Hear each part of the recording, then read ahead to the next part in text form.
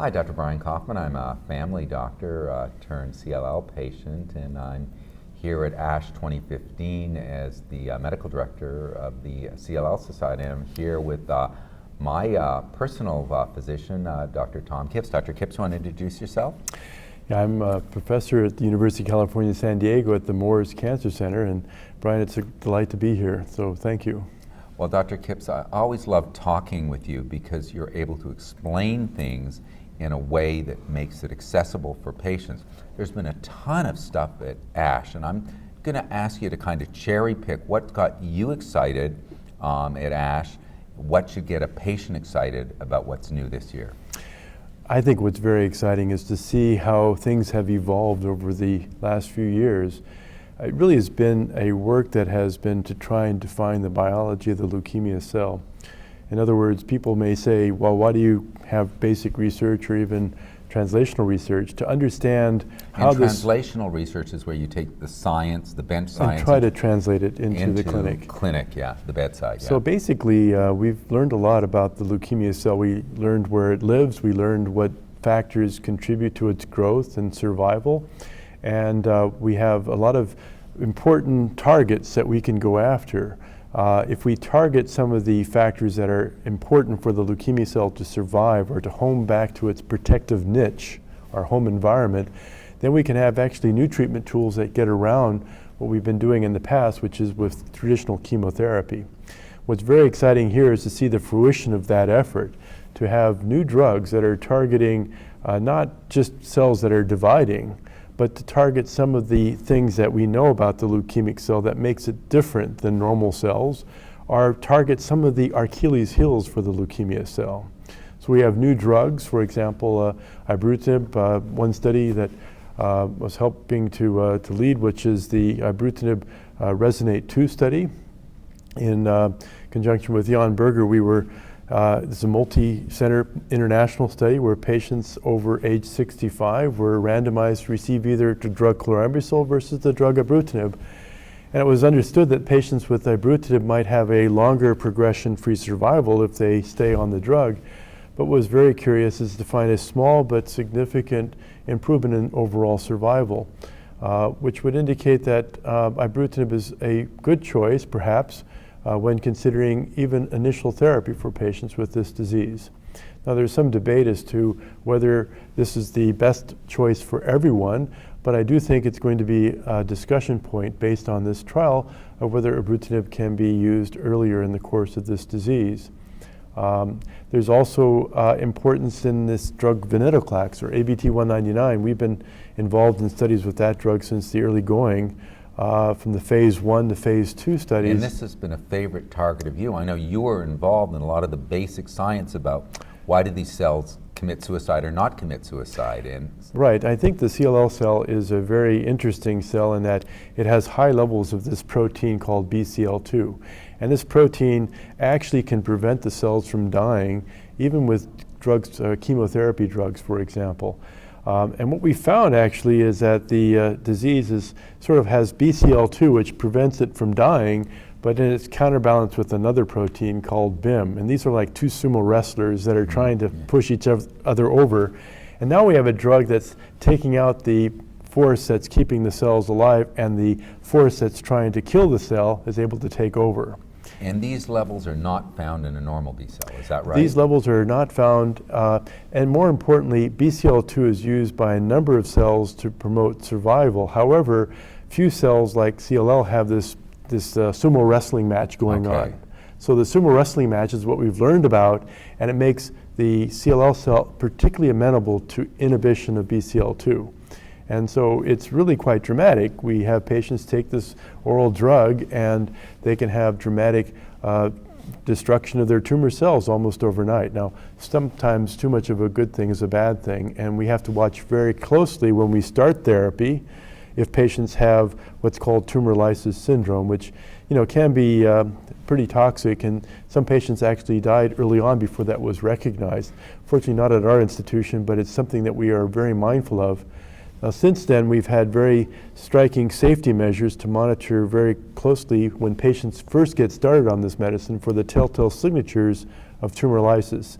This can be effectively treated, but you have to be on top of it, and you have to respond to the early signs of tumor lysis to prevent it from becoming a major problem. Once the patient gets on the drug, tumor lysis is not a problem. Then we have to monitor how the once patients... they get built up to the proper... Once they get built up to the proper amount. So I think when we've had patients now on venetoclax for years, because we've been studying this for some time, and we've also had patients who were on venetoclax for a period of time and achieved a very striking clinical remission, deeper than we see with ibrutinib. We've had some of our patients get into a clinical remission where we cannot detect any residual cells, even by sensitive flow cytometry, our next generation sequencing.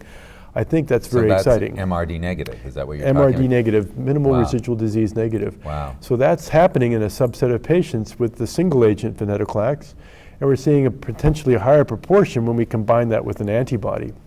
I think that we've actually, patients have elected to stop therapy with venetoclax, and they've actually gone on to do very well. I have several patients who've been off therapy longer than they were on therapy, and very gradually, some of these patients may be relapsing. They're going to be offered the opportunity to take the venetoclax again. And in the cases of patients who have relapsed, who have taken the therapy again, we see dramatic reductions in the count. So this offers the potential of maybe having finite treatment periods where patients can get into a deep remission. Who knows, maybe some of those patients might be cured, but importantly, we may not have to have chronic therapy continuing on year in and year out for the rest of the patient's life. Wow. There's also, I think, important to know that we have these exciting new tools, and we need to be, I think we've got the enemy on the run, and we have to go after it. We have to close the deal. And as you mentioned, you need to get home. You can't be stuck on third base. I think that that's very important. And so what I'm doing is trying to figure out, by going back to the biology of the cell, we are still learning things about the biology of the cell. We're still learning about survival pathways that can be targeted. Right. And these are giving us new drugs and new agents. One is this protein ROR1, which we found actually works as a survival factor. It actually enhances migration to the home, to the microenvironment, Wow. and enhances proliferation. Now this is the antibody that we have as an embryo, as a fetus, but it disappears in adult life, but it still persists in B cells. Very excited about this because, you know, it may be that the work on CLL may give us clues on how to treat cancers in general. It turns out that we have programs in early embryogenesis. When you're just a ball of cells, you think about that. Your cells are just a ball, and you have to have cells that break off and move to another part of that ball and start developing an organ. Now that's kind of like a metastasis. Right. And so what tumors are doing is they're not aliens from outer space. They're actually replaying a developmental program that we've played before when we don't need it anymore. So if we understand some of those pathways and signaling things that we don't need in adult life to survive, I think that we can target those pathways and maybe have an anti-tumor activity as well as an activity that might prevent the metastasis of cancer, solid tumor cancers, which I think is very exciting. I think with regard to CLL, if we are able to knock down not just one signaling pathway, but two or more, we might be able to do a triple whammy on the cell and really put it into such a crisis with selective application of these targeted therapies that the tumor cell goes down and gets into this MRD and below MRD so that patients may actually be cured of this disease. I think that would be very exciting. I'm thrilled to hear you talk about this because I think the answer is going to be some kind of combination therapies. And I was talking to Dr. Jones about this earlier, but sometimes it's hard to get the combinations until you have approved drugs. It's kind of hard sometimes to get 2 experimental drugs approved, but it sounds like this is beginning to happen. We're hearing a little bit at this at ASH now. I think it's exciting, and I know that oncologists are very want to try and pile on with new agents, but I think if we are smart about it and use agents that work through different means rather than have different toxicities, we'll be able to have more effective treatments for sure. We have to understand whether there is a application where we put drugs together or whether we sequence the drugs. I think these are important things that only we can learn by performing well-managed clinical trials. And so I think that there's still a great need for clinical trials with these new agents and some of the application of newer agents to see whether we can actually affect that outcome that we talked about earlier. Dr. Kipps, I always learn something from you. Any final thoughts or anything you'd want to say to the patients? Well, I think it's now not the time to rest easy. We have to be more active than ever. I think if we were to be complacent and say we're done, I think it would be a disservice to the many patients that have this disease and also patients who are on chronic therapy, because I do think we have to bring this home and try to effect curative strategies for patients with this disease. And so as a patient, I would recommend being active, being vocal, probably write your congressman saying we still need to work on this disease, we're not done yet. We shouldn't let complacency be the enemy of progress, because what will happen is that this tumor over time might outsmart us, and then we'll be having to play catch up. All right. Thank you so much. Thanks Thank you for all very you much, do. Brian. Thanks. Thank you.